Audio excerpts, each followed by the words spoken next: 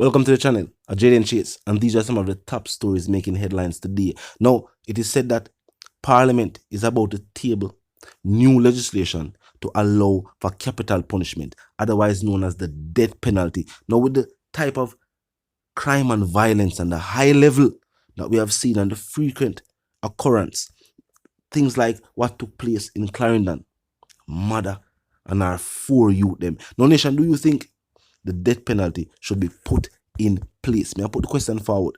Now, in 1993, the Privy Council ruled that a period of more than 5 years delay in carrying out a death sentence constitutes cruel and inhumane punishment and therefore violated Jamaica's constitution. Meaning, if it took the court or the state longer than 5 years to carry out the execution, this would constitute as a violation of human rights. And as it stands today, even though the death penalty is still available for a judge to pass that as a judgment, the death penalty has proven extremely difficult to carry out, as cases would delay for much longer than 5 years due to appeals in the justice system. Now, I'm going to hear from Holness about what took place in Clarendon and what is planned going forward, and they will continue reasoning. Look and listen. I just landed in the United Kingdom, where I was greeted with this terrible news. I'm certain that all Jamaica is grieving. I'm certain that all Jamaica is horrified and upset at this gruesome murder. It is the most gruesome crime that I can recall in recent times. The murder of a young woman and her 4 children. It is heartbreaking, heartrending.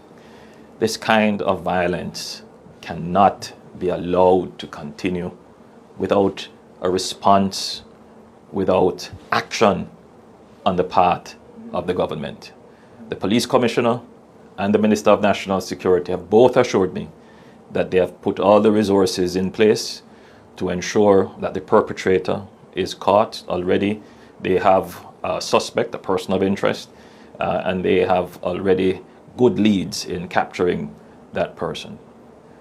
You know, this kind of murder, this kind of gruesome killing shows the lack of respect and dignity and sanctity of life.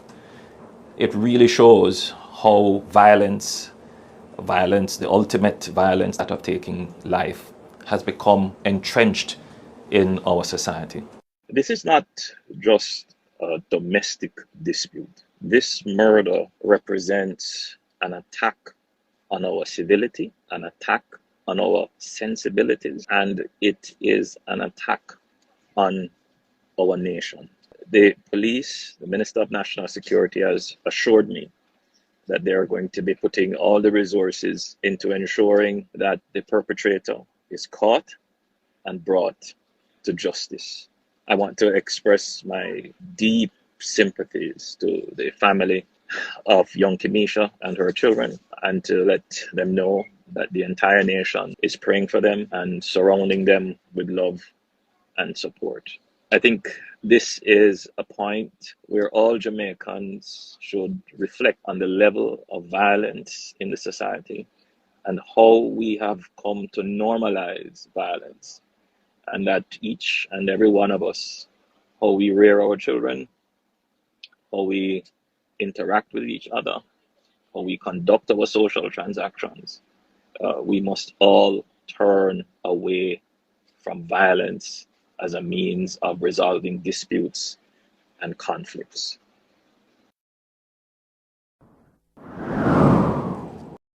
Nation, truth be told, this would definitely be one of the strongest deterrent to the high level of crime and violence we see take place on the island.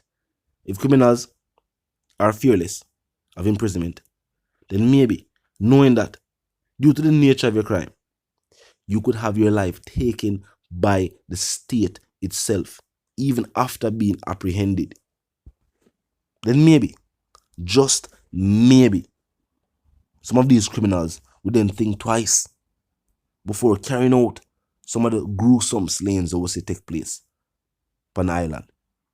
What was to take place recently in Clarendon, the country is still in shock to the fact that not only a family member would carry out this type of crime against another family member, But we have to continuously point out the age of the victims involved. This serious. A crime like this. Some people are say the only way them would say justice being served in a case like what take place in a Clarendon with the mother and her 4 youth them is the capital punishment. Talk to me. Tell me what you feel. Have you heard of or seen stories on the headlines where you feel perpetrators of these types of violent crimes are deserving of capital punishment? Tell me if you feel. Or tell me if you feel like in this day and age, we have to find new ways to carry out punishment and rehabilitating individuals who are either arrested and charged and sentenced for their crimes. Or do you believe that some of these individuals have displayed the mindset that they are unwilling to change? They plan to carry on as though they have been carrying on. And there's no clear pattern of even trying to change in their code of conduct, mindset, or even the way they behave any at all. Of course, human rights groups are groups are going to have a whole heap to say if this or something way, gets pushed forward by Parliament. As it stands now, there is a loophole around the death penalty. And it has been, or maybe the reason why, a judge has never actually, in these recent times, handed out that ruling.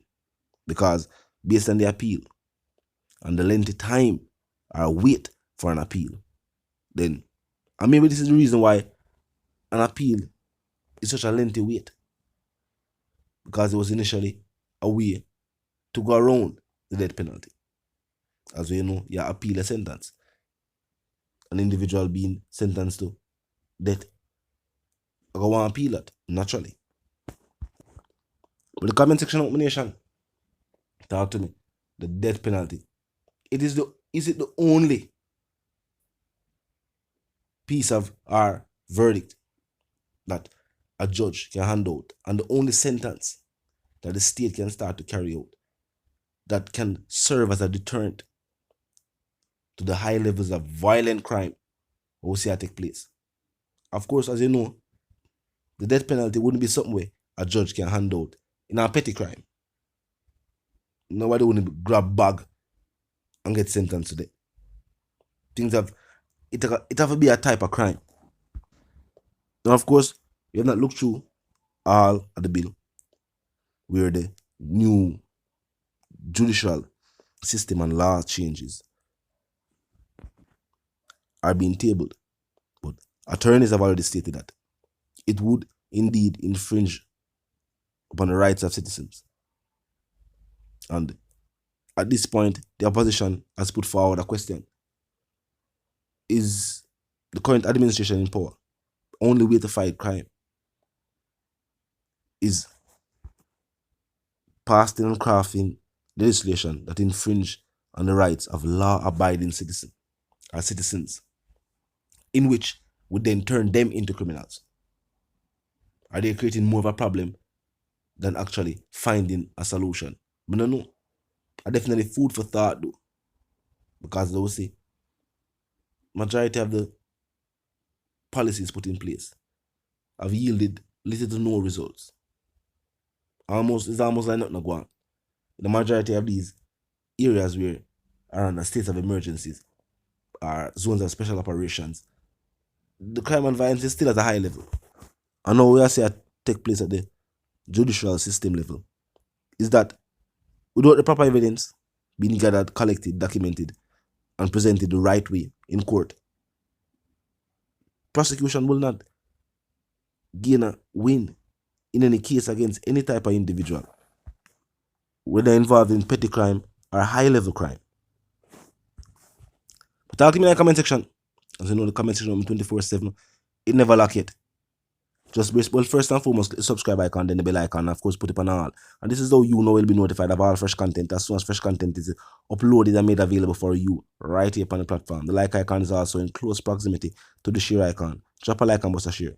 Tell a friend for tell a friend for tell a them sister and them brother them for check out the channel, check out the reasoning, join the discussion. The comment section open 24/7, never lack yet. Just be respectful and mindful of the guidelines. But other than that, drop your thoughts, your comments, and yes, your opinions there. And we can continue the reasoning via the comment section. Now, until the reason again, my sentiments for you and yours are full of live, love, and prosper. Stay tuned.